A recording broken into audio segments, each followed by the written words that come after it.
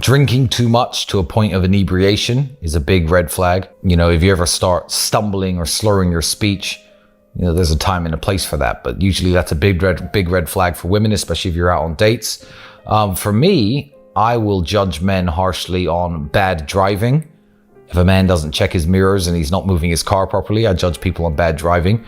Again, bad language, using too much slang when you're supposed to be in a professional setting. Knowing the difference between a casual and a professional setting is very important. It's not just the language somebody uses, because the language I'll use with my friends is very different to the language I'll use on a Zoom call with a multi-billionaire businessman.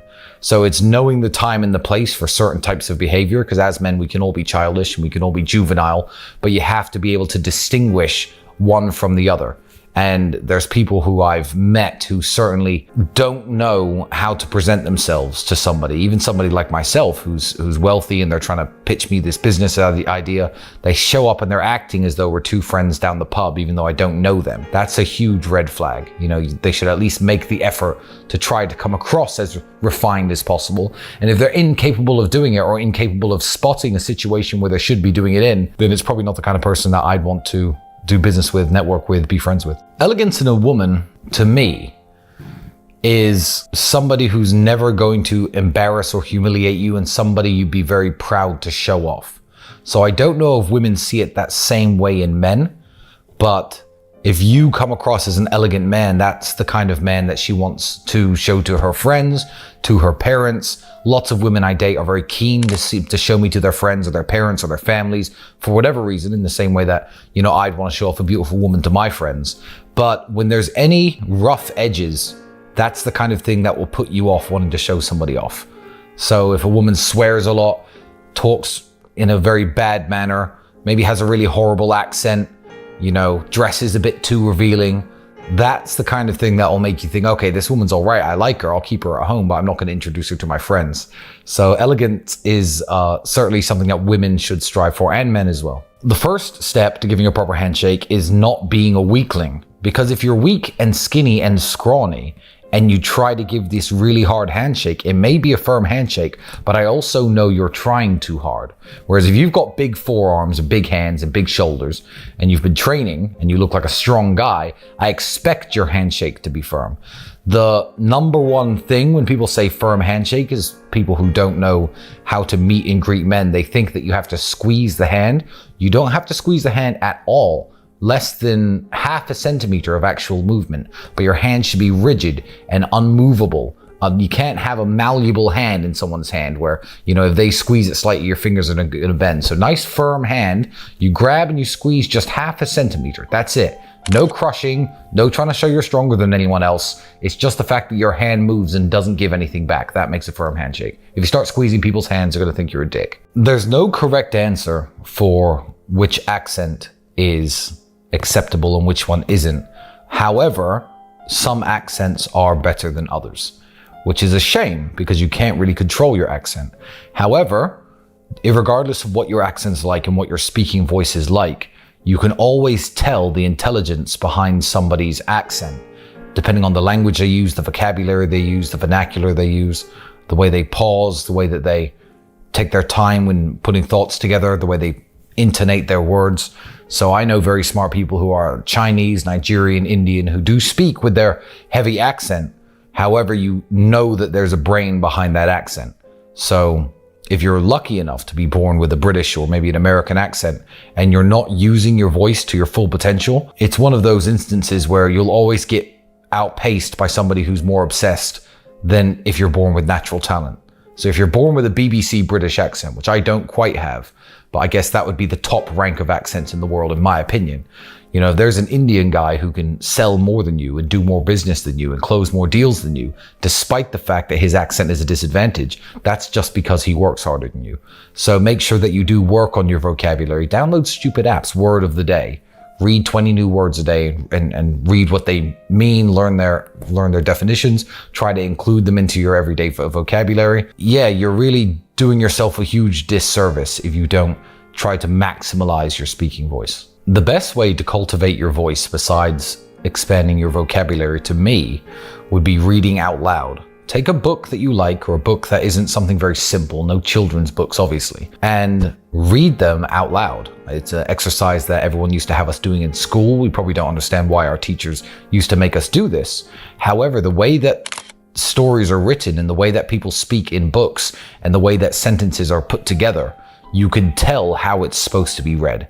You can tell you're not supposed to just zoom through all the words like you do in your head when you're mentally reading it. So literally read it out loud. You can imagine how these characters are speaking to each other. You can imagine how they're trying to convey themselves, whether it be a sad moment of the book, an action-packed part of the book, somber, happy, it doesn't matter. You know what the characters are feeling at the time. So read out loud. And then when you find yourself speaking with your friends, if you find yourself talking really fast and you're umming and ahhing and you can't get your words together like this, then slow the fuck down. Slow down, think of what you want to say before you say it, and try to convey it in a very articulate, compendious way. There is a trick that I could tell young men that will help them close business deals, help them get girlfriends, help them make friends, help them get into the circles that they want to get into. And it's a stat, I guess, of yourself that you can expand throughout your entire life, and you should never stop expanding it. And that would be general knowledge.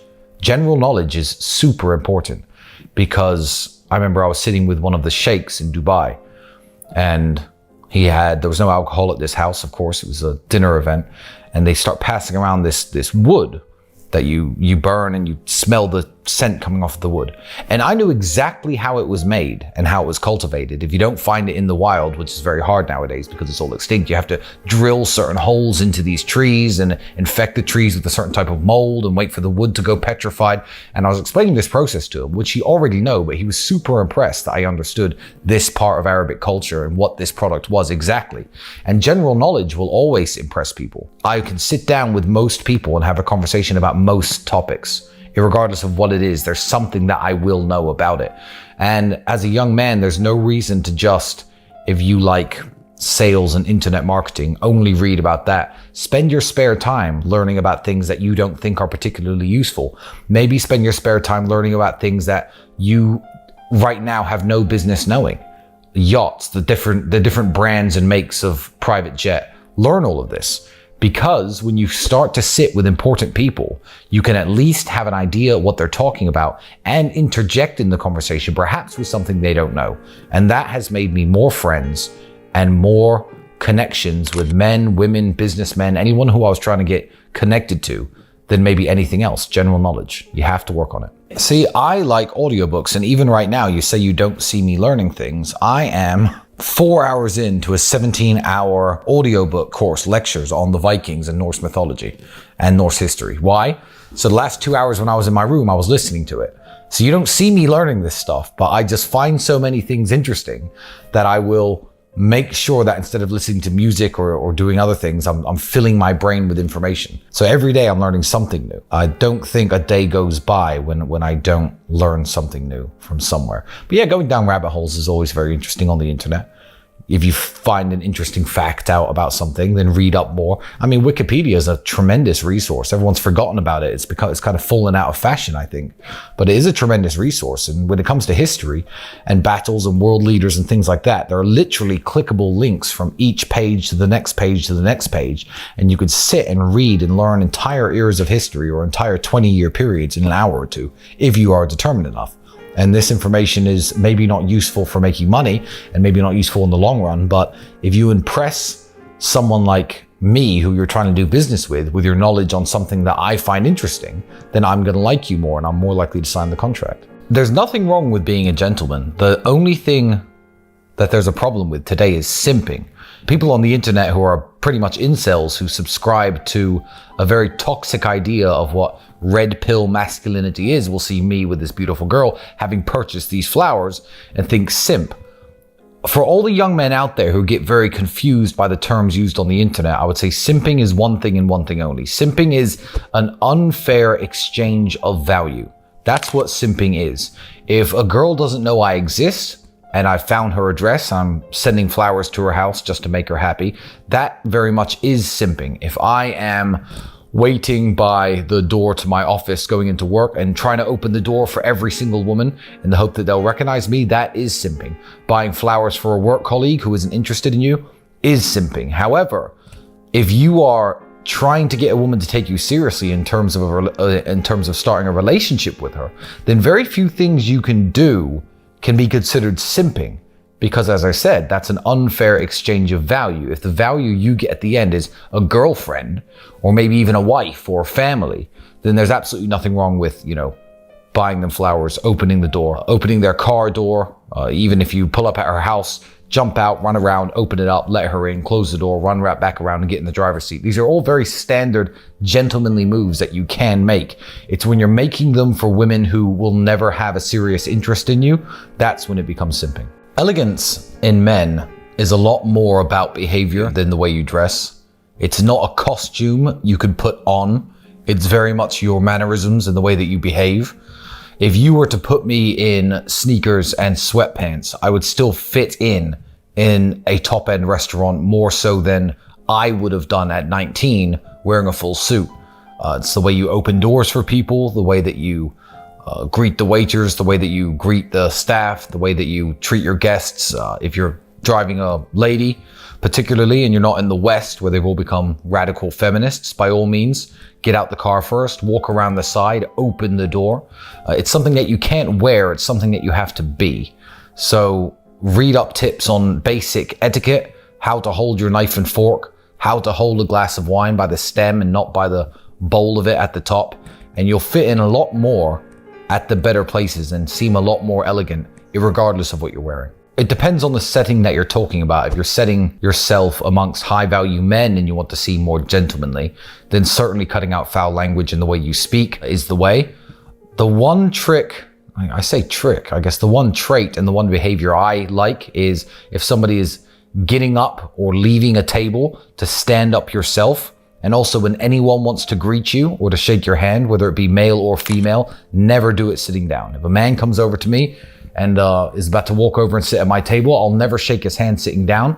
I'll never say hi to a woman and give her a half hug sitting down. You always stand up, look the man in the eyes and shake his hand, or you stand up, look at the woman in the eyes, give her a kiss on both cheeks. Sometimes it's 3, sometimes it's 1, depending on what country you're from, but never ever greet people from your seat. That is a #1 red flag. And also it's one of the most important because it's usually people's first impression of you.